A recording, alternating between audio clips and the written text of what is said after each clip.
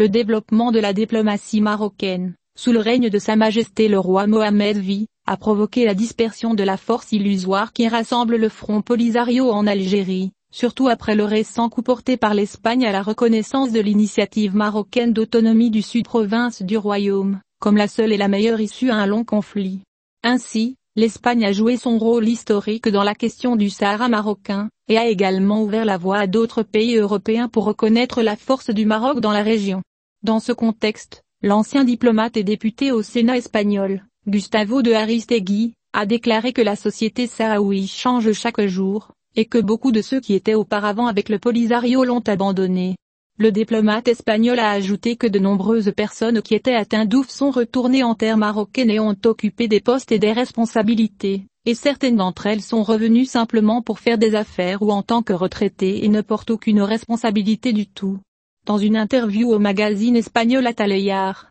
le porte-parole a souligné que les Sahraouis n'ont pas une seule voix, et il y a beaucoup d'organisations qui représentent cette catégorie, à part le Polisario qui prétend représenter les Sahraouis, qui ont aussi le droit d'entrer dans toute négociation concernant le Sahara marocain. Les Sahraouis aujourd'hui ne veulent qu'un accord pour unir leurs familles dispersées entre les camps de Tindouf et les villes marocaines telles que Dakhla et Laayoune, a-t-il dit, notant que les Sahraouis des camps de Tindouf ont le droit de choisir où ils vivent, loin de l'idéologie unilatéraliste du Front Polisario. Le diplomate lui-même avait exprimé, après la lettre de Sanché au roi Mohammed V, son souhait que la nouvelle position de son pays sur la question du Sahara marocain contribue à mettre fin à la tragédie vécue par les habitants des camps de Tindouf. Commentant la lettre dans laquelle Sanché a reconnu l'initiative d'autonomie, de Aristegui a estimé que les nouveaux critères qui guident désormais la position espagnole doivent inspirer le monde entier et conduire à la réconciliation entre l'Algérie et le Maroc, une réconciliation qui peut prendre son temps, mais nous le voulons tous.